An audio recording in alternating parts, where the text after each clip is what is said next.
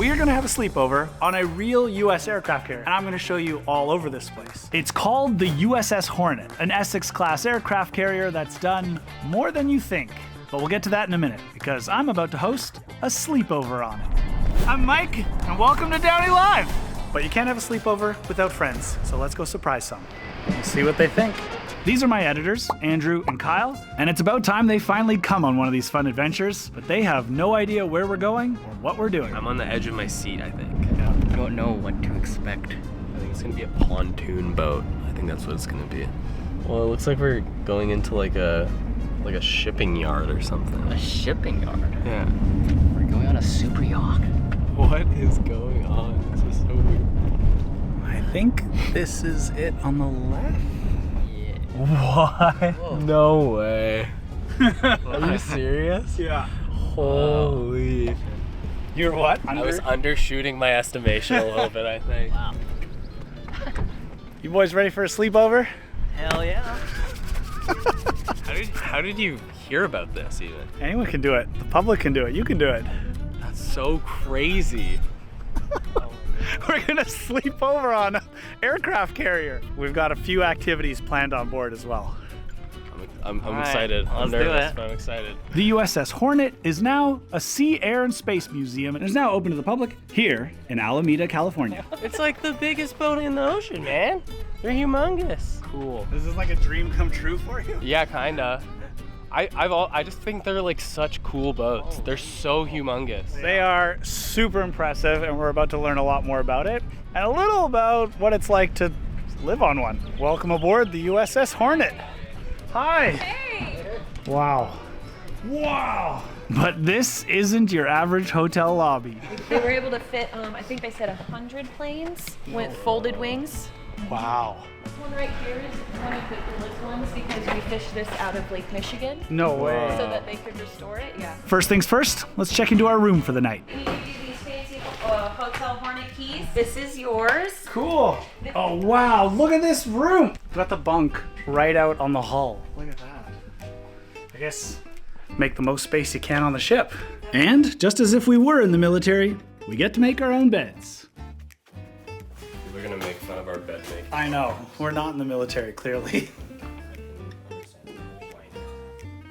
It works. Alright. It's utilitarian. It gets the job done. So we got our rooms. The next thing we want to know, washrooms. And it's down this We're hatch. down on the right. Oh, this is really nice. This is also really spacious compared to what I've seen on some ships. Yeah, these are technically the officers. So, You've given us the nice ones. yeah, we've given you the nice ones. Oh, there you go. Holy cow! Oh wow! With the essentials out of the way, it's time to explore a little bit. The USS Hornet shot down 668 aircraft out of the air and destroyed 742 aircraft on the ground. As I mentioned earlier, this aircraft carrier, the USS Hornet, is now a museum. This is Top Gun. This is what you see. But it has also been designated a National Historic Landmark. Wow.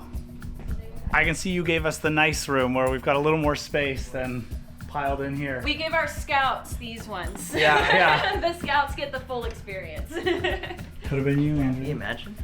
Yeah. I mean, I could still just pile you guys up and. Yeah. As a National Historic Landmark and a museum, it has been restored to its original condition in order to showcase life on board from that time. It includes a whole hospital wing with the original X-ray machine that was found on board. It has an operating room, doctor's office, dentistry, pharmacy, and biochemical lab, along, of course, with the sick bay for ill patients. It is so impressive you have all of this equipment on board in period. It looks like it must have at that period. Yeah, we were very lucky that we found most of the stuff in storage, like I said, already here. The Navy didn't take any of that. And a lot of the stuff, like these sheets and stuff, were also donated to us by other Essex-class carriers. So this is the med ward. Yes, we have a Post-op. 40-bed sick bay. You wouldn't want to find yourself in here. And if you were an officer that had to visit the sick bay, you would get the secret quarters, which is this green curtain right here. Much better, much better. And this way is more birthing space, but this is specifically specifically for torpedo berthing. So there's a torpedo workshop right down here. Oh yeah. And the torpedo storage is right below us. So this is where the people who would have been working on the torpedoes in the workshop would be. Oh.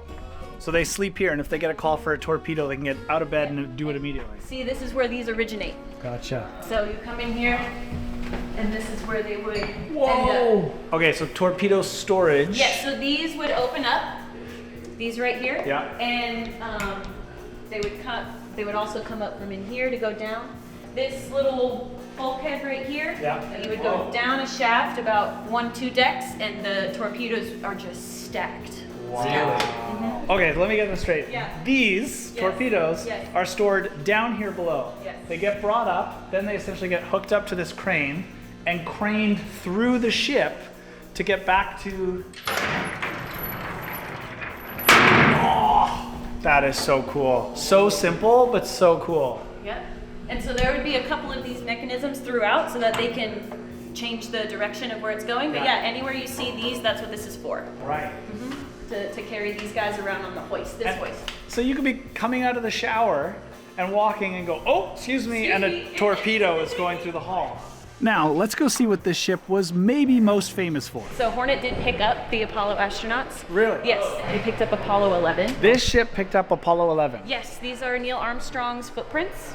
Wow. Right here. The USS Hornet was used to recover the 3 astronauts from the Apollo 11 moon landing mission, meaning Neil Armstrong, Michael Collins, and Buzz Aldrin stepped out of the command module right here and walked across to the quarantine trailer right there, where President Nixon later came and congratulated them. And we're standing in the exact same spot. So Neil Armstrong and Buzz Aldrin would have been sitting right there. There's a lot of history on this boat. I didn't know there was space history. The ship even has a replica helicopter of the one that was used to retrieve the capsule. This helicopter was in the movie Apollo 11. Yes, this helicopter right here was in the movie. Cool. Look how much space is in here, but also how much space isn't in here. Like, it's quite tight, yet it's still so big. And then this is all aviation equipment, radar. Yes, so it would have been sonar. They would have picked up and dropped sonars looking for submarines when this was active. And now it's time for our first activity of the night, which is spelunking. So we are now heading down to the very bottom of the ship. Yes, I know spelunking is normally described as the exploration of caves. Just walking past the bomb room, don't mind that. Oh my gosh. But the Hornet here has created a tour that is their version of spelunking. Is this the drive shaft? Sorry, this is a catapult. Oh! The hydraulic accelerator. This is what launches the planes off the deck. No alcohol on Navy ships, so that's a little Navy humor. Okay. There would be air or possibly nitrogen in there, different eras, but This is Bruce. He's our museum volunteer and guide for this. this travels to 19 feet in less than 2 seconds, accelerating the pilot for up to about 135 miles an hour. And that accelerates them 190 feet in that same 2 seconds. Right, yeah. And he's taking us to the bottom of the ship. The Hornet here has 18 levels, with 7 of them being below water level. The further we follow Bruce, the further underwater we go. The ship is huge, but it's still tight. They gotta fit a lot into it. And the more this actually feels like spelunking. I don't know how you know where you are on this ship. You know what? I'm not sure if I do. First, and hold lights for you. How do you do with tight spaces? I'm good. I'll find out. Okay. This is a long step to the first step here. Oh, you're a little scared? There are actually nets here because this does go down multi-floor, so they've offset the ladder. So if you did fall, you would land in a net. So this ladder goes down and is offset differently from that one. So if you fell off this, you'd land in the net. That's a long fall. All right, let's not fall. 3 points of contact. Here we go. We're going to the depths of the ship now. Okay, go ahead. Doing well, Andrew. I gotta make sure you get a real DownieLive adventure. You're only down 1 level. We have a lot more down to go. So we are at level 5. The water level is at level 4. So we're underwater, and we are going down to level 9. So we have 4 more levels down to go. Easy. It's haunted down there. I know, I saw from up there. If there's a ghost down there, flicker the light 3 times. Oh, it's snug. Woo!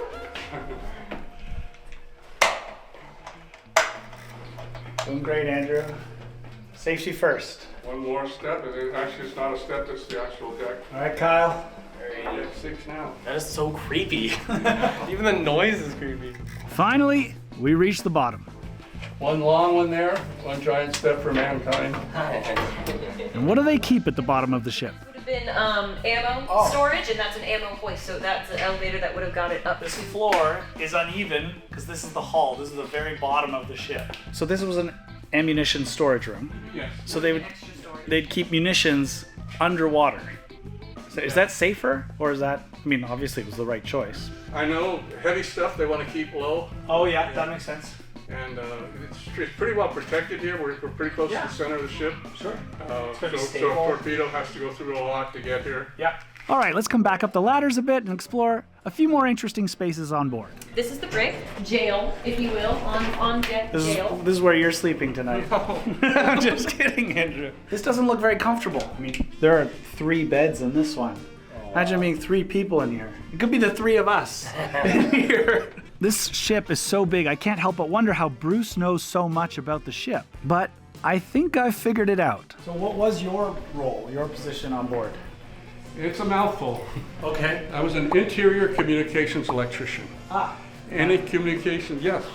Any communications within the ship, intercoms, telephones, and paging systems for the most part. Nothing radar or radio. We also took care of the steering because the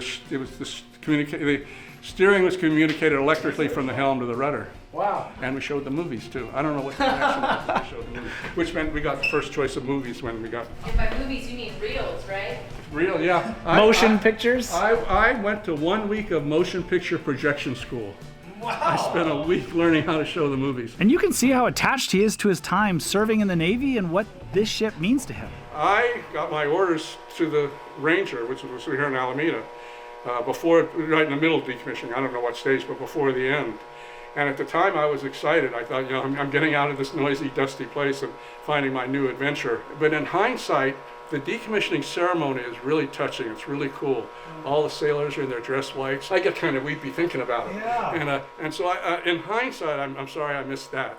But anyway, you didn't get your real goodbye. Yeah, right. Almost. Yeah. If you see the ceremony, it is pretty cool. Yeah. Well, maybe this is your goodbye. You're still here. My welcome back, right? Yeah, you're welcome back. Even better. With the spelunking tour over, I'm getting a little hungry. So it's now dinner time. We could go out for dinner, but we've decided to order in. Dinner has arrived. I mean, it's not a sleepover without a pizza party. Thank you very much. Thanks for coming.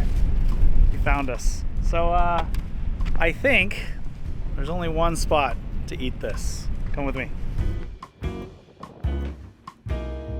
Oh yeah. I don't know if I've ever eaten pizza in a cooler place. Thank you again, Mike. Thank you, Mike. Pleasure. Glad you guys could come for the sleepover. Thanks for having us. It's been such a cool experience so far. Oh, good. I think this is awesome. It's very cool. Cheers. Cheers. Cheers. A pizza party on an aircraft carrier, all to ourselves. And the best part is, you can do this. It's open to the public. Like, you can book your sleepover here. Tell all your friends. Walking around on this thing, you just realize how big this boat is. I'm just walking around alone up here. This is incredible. Yes, I know it's technically a vessel or a ship, but I say boat because I want to remind you that this is a floating city with an airport on the roof. Just incredible engineering. Left alone with non-operational missiles, but this feels like I'm living my dream. I mean, you've seen Top Gun. We've all seen Top Gun. You can do it just for a night.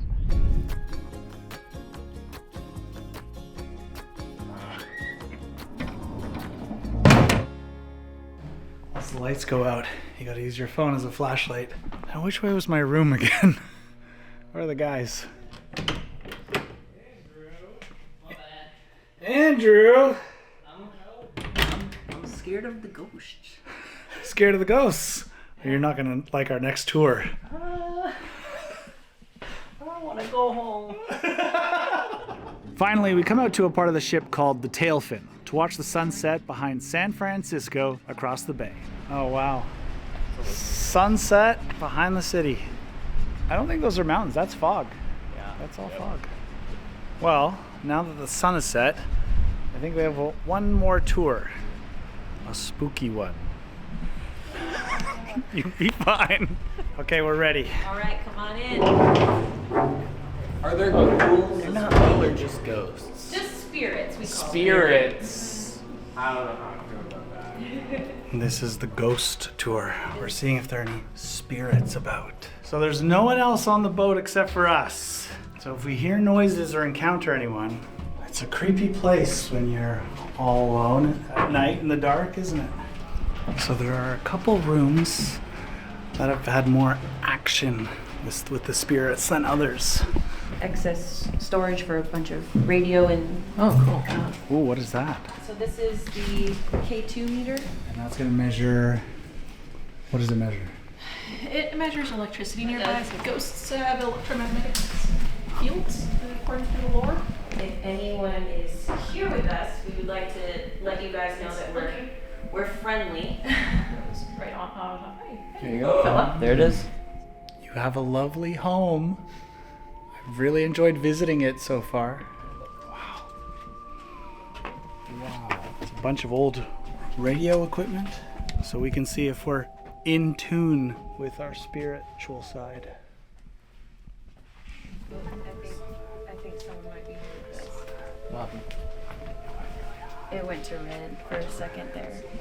They didn't like my joke. We're glad you're here with us. Were you the one here that was visiting me when I was alone? I'll take that as a no. Welcome. Whoa. An app. I don't like the red. Like, if it's yellow and orange, I can deal with it. But oh, I don't like the red. Right, little blips of energy is all right. Feel free to grab a seat, Kyle, so you're not pacing. You are welcome to sit. But then I'm an easier target. For what? For what? They're Getting possessed. They're friendly. Oh no, there's nothing like that No, here. I do have a story. Oh, Uh-oh. and it just flashed. This is a big ship with a long history. A lot of stories come along with that. Yeah, that that's the tour? night. That's lights out. Well, good night. Sleep Good night. well, and we'll see you in the morning. I'll see you guys tomorrow. Bye. Thank you. Time to brush our teeth and Yeah. head to bed. Can I just say, this is a genuine experience. This isn't like a made up escape room or haunted mansion at Halloween. Yeah.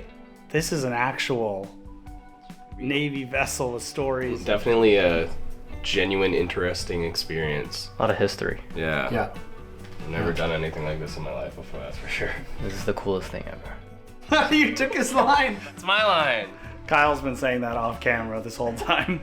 Whatever, it's fine. It's too late. It's true though, I do believe that. Lead the way. We're gonna go brush our teeth. Perfect. It works.